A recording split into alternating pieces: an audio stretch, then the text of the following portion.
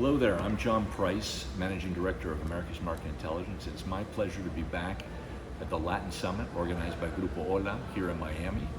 It's a conference focused on consumers in Latin America and increasingly also in the United States.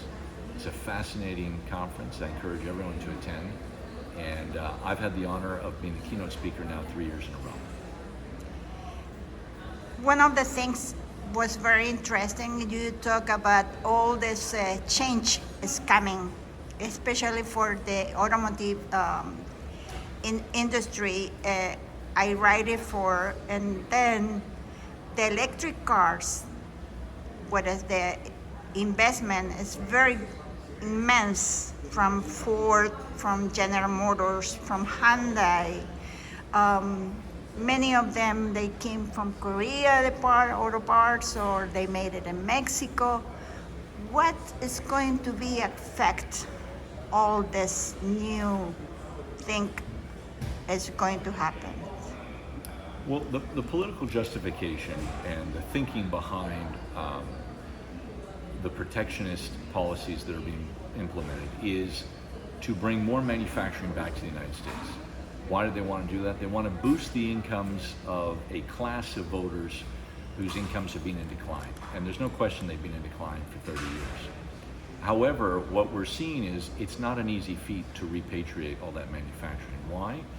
Because it's not just the assembly operation, it is all of the ecosystem that supports it, which increasingly is a combination of both products and services, particularly software. So when you try to use a blunt instrument like tariffs on a very complex industry, what you get at the beginning and where we are right now is uncertainty and inflation. And Ford Motor Company just released, I believe yesterday, what they do is now in their new prices that they've come to market with, they actually tell you what you're paying in the new market price for your car, how much of that is coming directly from tariffs. So there's no question that it's inflationary, and we're already seeing the impact on the U.S. auto sector. The big OEMs in the United States are suffering because they do depend upon these international supply chains, whether it's Canada, Mexico, or further afield, and they're having to close shops. We're seeing that the price of their cars is going up at a time when wages are stagnating. So that makes it much more difficult to sell cars. Also, interest rates aren't coming down, so the cost of financing new cars remains relatively high. For all these reasons, at least in the short term, we're seeing that this strategy is not working. Well, that means how long do you think is going to happen all what I suffered? Is it convenient to still buying now immediately cars, or the people need to wait what's going on, and or they're going to finish the leasing things, or is necessary to really think about used cars? That's a great question, and of course, we're still in a marketplace where used cars expect a premium when they're purchased. So not quite as much during COVID, but certainly pretty high. So I think turning to used automobiles as some way to save money is increasingly difficult. I think that for people who really need to replace their car or need to keep their fleet going, they're going to turn more to maintenance right now and a little less to new car purchases.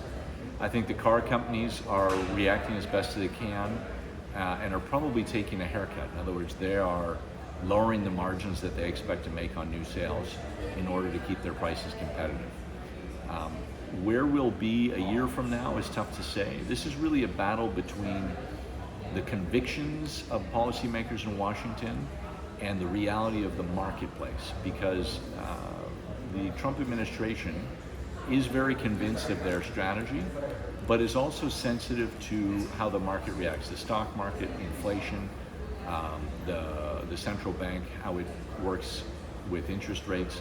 They are very sensitive to these factors, and it remains to be seen whether they will stay the course or if they will end up clawing back on their policies, realizing that it's just an impossible feat to reshape the global supply chain in any short amount of time. Thank you very much.